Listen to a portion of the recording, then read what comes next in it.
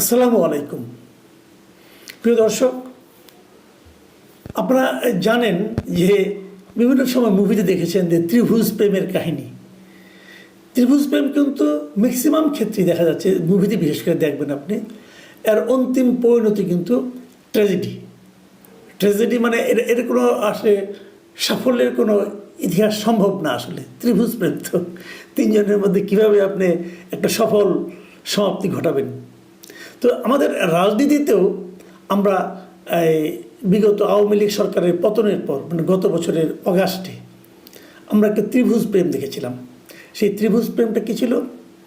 BNP, অন্তর্বর্তীকালীন সরকার এবং জামাত, এই তিনজনের একটা ত্রিভুজ প্রেম।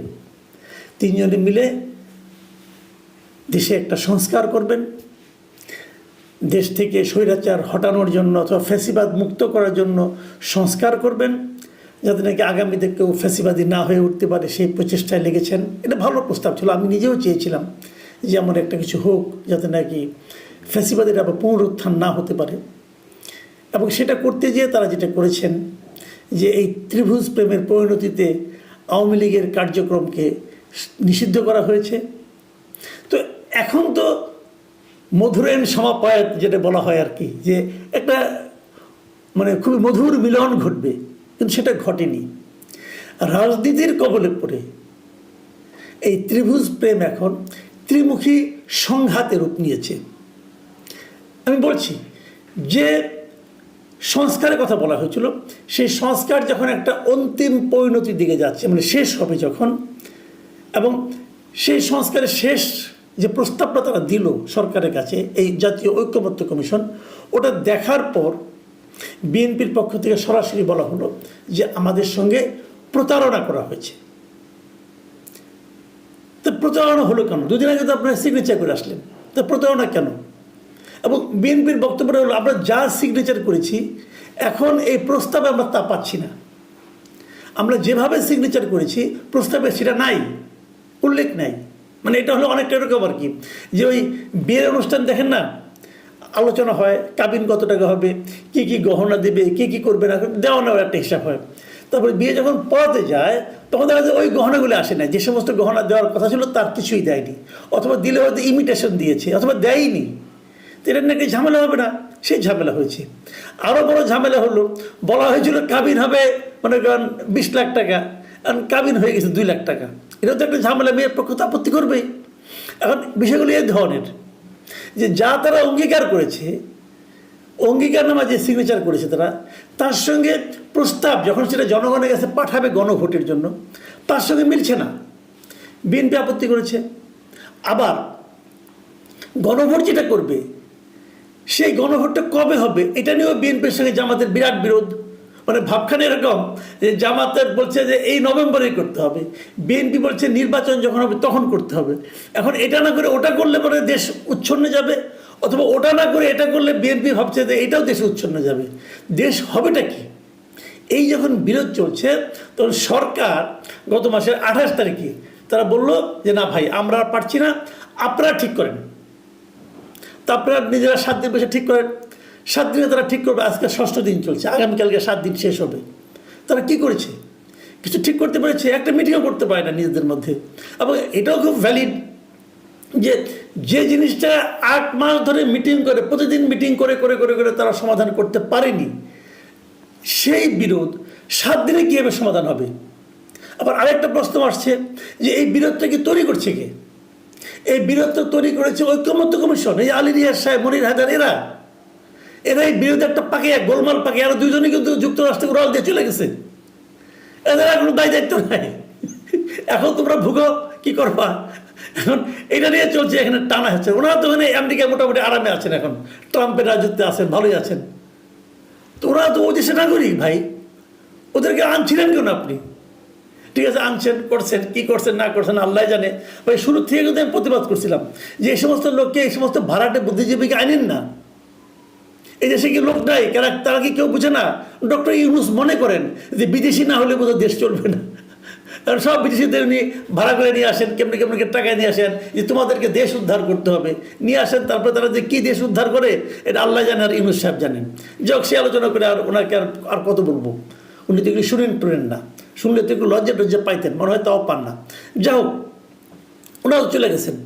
সরকার কি হুমকি দিয়েছে যে আপনারা যদি 7 দিনের মধ্যে করতে না পারেন তাহলে আমরা করব। ভাই আমার প্রশ্ন হলো, যদি আপনারা করেন তাহলে সেটা জুলাই সনদ কীভাবে হবে, সেটা ঐক্যমত্যের সিদ্ধান্ত কীভাবে হবে? ঐক্যমত্য মতো লোক থাকতে হবে, ওটা তো হবে সরকারি একটা সিদ্ধান্ত। আর যদি সরকারি সিদ্ধান্ত দেয় তাহলে এতদিন ধরে নাটক করার কি দরকার ছিল? বিভিন্ন সংস্কার কমিশনের রিপোর্টগুলো এনে পলিটিক্যাল পার্টিগুলিকে দিয়ে দিতেন, তারা একটা টিক চিহ্ন দিয়ে দিত, আপনি মিলিয়ে বলতেন যে এগুলো এসব একমত হয়েছে, অথবা এগুলো হইলো, বাকিগুলো আপনারা পরে দেখেন, শেষ। এতদিন সময় নিলেন কেন? সময় নিয়েছেন এই কারণে, আসলে আপনারা সংস্কার চেয়েছেন কিনা জানি না, তবে সময় নিতে চেয়েছেন। যতদিন সময় নেওয়া যায় ততদিন ক্ষমতায় থাকা যায়, যতদিন ক্ষমতায় থাকা যায় ততদিন ঘি পাওয়া যায়, আঙুল বাঁকাও করতে হয় না, ঘি অটোমেটিক চলে আসে, আরামই আরাম। এই তো মতলবটা ভাই, এই মতলবগুলো তো আমরা বুঝি। আমরা তো এই দেশে অনেক বছর ধরে আছি, এই দেশের মাটি মানুষ মোটামুটি তো চিনি রে ভাই, কে কীভাবে কী করে জানি না। দেখেন বিরোধটা কোথায় যেয়ে ঠেকছে সেটা একটু বলি। কালকে 7 তারিখ, কালকের আগে আজকে হলো শেষ দিন, কিন্তু আজকে আপনারা একটু দেখেন যে বিভিন্ন পলিটিক্যাল লিডাররা আজকে, বিশেষ করে এই বিরোধী যে দুইটা দল আছে, এরা কে কী বলেছে এটা একটু দেখেন, শুনেন, তাহলে বুঝতে পারবেন। আজকে একটা অনুষ্ঠানে বিএনপির আমির খসরু মাহমুদ চৌধুরী ছিলেন, আর জামাতের হামিদুর রহমান আজাদ যিনি আছেন ওনাদের সহকারী জেনারেল সেক্রেটারি জেনারেল, উনিও ছিলেন। একই মিটিংয়ে পাশাপাশি বসে ওনারা কিন্তু পরস্পরের বিরুদ্ধে কথা বলেছেন। আমির খসরু মাহমুদ চৌধুরী কী বলছেন যে আপনারা কথায় কথায় রাস্তায় যাবেন, যদি বৃহত্তম দল যদি নামে তাহলে কিন্তু সংঘাত হবে। তার মানে কি, বৃহত্তম দলকে মানে ওনারা নিজেরা। আর হুমকিরে দিলেন কাকে? জামাতকে। একসঙ্গে তো প্রেম ছিল রে ভাই, এখন জামাত আর বিএনপিতে লেগে গেল কেন? কারণ এই যে জুলাই সনদ এবং তার বাস্তবায়ন প্রক্রিয়া নিয়ে বিএনপি যে অবস্থানে, জামাত তার বিপরীত অবস্থানে। জামাত বলছে এইভাবেই হবে, জামাত বলছে যে এই নভেম্বরের মধ্যে গণভোট হতে হবে, বিএনপি বলছে গণভোট হবে নির্বাচনের দিন, এত আগে না। আর বিএনপি বলছে আমরা যে সমস্ত নোট অফ ডিসেন্ট দিয়েছিলাম সেগুলোকে অন্তর্ভুক্ত করতে হবে। এটা হলো একটা বেসিক। আরও 5 দফা আছে জামাতের সব মিলে 5 দফা, এবং 5 দফার দাবিতে তারা তো আন্দোলন মাঠে নামছে, এবং 8টা দলকে তারা সঙ্গে পাইছে, মানে তারা সহ 8টা। এবং তারা এটাও হুমকি দিছে যে 11 তারিখের পরে, 11 তারিখে ঢাকায় মহাসমাবেশ করবে, এবং 11 তারিখের পরে ঢাকা তাদের দাবি যদি না মানা হয় তা ঢাকা শহরের চেহারা তারা পাল্টে দেবে। হচ্ছেটা কি? আবার জামাত কি বলেছে যে আপনাদের সঙ্গে কি আলোচনা করবো, আমাদের লিডার তো গত বৃহস্পতিবার আপনাদের মহাসচিবকে ফোন করেছিল। হ্যাঁ করেছিল, তাহের সাহেব ফোন করেছিল মির্জা ফখরুল ইসলাম আলমগীরকে, আসেন মিটিং করি। মির্জা ফখরুল ইসলাম আলমগীর বলছে ঠিক আছে আমি এটা আলাপ করে দেখি আমার দলের সঙ্গে আলাপ করার পর এই তো আজকে তারা এই রিয়াকশনটা দিল অফিসিয়ালি, মানে তাদের কাছে দেয়নি, মিটিংয়ে দিয়েছে। কীরকমভাবে দিয়েছে শুনেন। সেই মিটিংয়ে আজকে একটা মিটিংয়ে ছিলেন আপনার সালাউদ্দিন আহমেদ সাহেব, ওনাদের স্থায়ী কমিটির সদস্য। সালাউদ্দিন আহমেদ সাহেব 2-3টা কথা বলেছেন। উনি আবার জামাতকে কিছু বলেন না, উনি সরাসরি সরকারকে বলেছেন, এবং উনি সরকারকে বলছেন যে আপনাদেরকে আমরা সমর্থন করছি, কিন্তু সেই সমর্থনটা কিন্তু একটা বাউন্ডারির মধ্যে আছে, এই সীমার বাইরে যাব না। আর আপনারা যদি মনে করেন যে অন্য একটা রাজনৈতিক দলকে দিয়ে আমাদেরকে আহ্বান করবে মিটিংয়ের জন্য, সে আলোচনায় আমরা যাব না। প্রধান উপদেষ্টা আপনি আছেন, আপনি ডাকেন আমরা যাবো, ওদের ডাকে আমরা যাবো কেন? তার মানে কি দাঁড়াচ্ছে, তারা কিন্তু মাইন্ড করছে যে আপনি ডাকবেন আমাকে ডাকেন, আপনি কেন জামাতকে দিয়ে আমাকে ডাকাচ্ছেন? একদম ভ্যালিড কোশ্চেন, কিন্তু এই প্রশ্নের জবাব কী আসবে? এবং যেটা খুব অ্যালার্মিং আমি মনে করি সেই জিনিসটা হলো, মানে এই সরকারকে সালাউদ্দিন আহমেদ সাহেব যে কথাটা বলেছেন, এই কথাটা আপনাদের আমি হুবহু পড়ে শোনাতে চাই। শুনে উনি কী বলেছেন? উনি বলেছেন আপনারা কোনো নির্বাচিত সরকার নয়, এটা আপনারা যেন সবসময় ইয়াদ রাখেন। সরকারকে বলতেছে কিন্তু যে আপনাদের মনে রাখা দরকার। কেন মনে রাখা দরকার? যে আপনারা যদি অনির্বাচিত সরকার হন আপনাদের অনেক কিছু করার ইখতিয়ার নাই, এবং আপনাদের পেছনে কোনো জনসমর্থন নাই।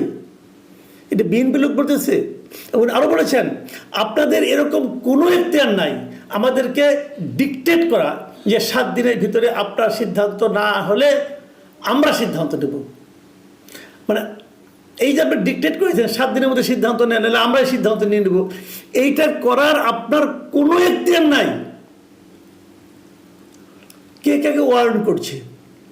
বিএনপি সতর্ক করে দিচ্ছে অন্তর্বর্তীকালীন সরকারকে, এবং তারপর ফিনিশিংয়ে এই কথাটা বলেছেন, এত শক্তি প্রদর্শন আপনাদের বোধহয় মানায় না। দেখুন, অনেকদিন আগে আমি একটা কথা বলেছিলাম যে এই সরকারের সবচেয়ে বড় স্ট্রেংথ হচ্ছে বিএনপি,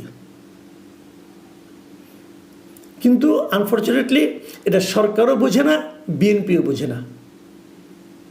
এটা ছিল আমার অভিমত। এখন মনে হচ্ছে বিএনপি স্বাবলম্বিত্ব প্রাপ্ত হচ্ছে। এখন বিএনপি বুঝতে পেরেছে, অথবা বলতে শুরু করেছে, হয়তো আগেও বুঝতো, বলতে শুরু করেছে যে তারাই হলো সরকারের সবচেয়ে বড় স্ট্রেংথ, এবং এই জন্য তারা সেই স্ট্রেংথটাকে প্রত্যাহারের হুমকি হয়তো দিচ্ছে না, কিন্তু সরকারকে মনে করিয়ে দিচ্ছে যে এত শক্তি প্রদর্শন আপনাদের মানায় না। তাহলে দাঁড়ালো ওটা কি?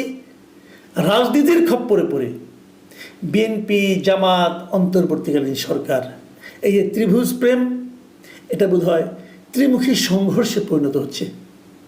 আমরা জানি না এই প্রেম আবার রিস্টোর করা যাবে কিনা, যদি যায় তাহলে কি হবে আমরা এটাও জানি না। যদি এই সংঘাত চলতে থাকে তাহলে সংস্কারের বা ভবিষ্যৎ কি, নির্বাচনের বা ভবিষ্যৎ কি, সবচেয়ে বড় কথা আমাদের দেশের গণতন্ত্রের বা ভবিষ্যৎ কি?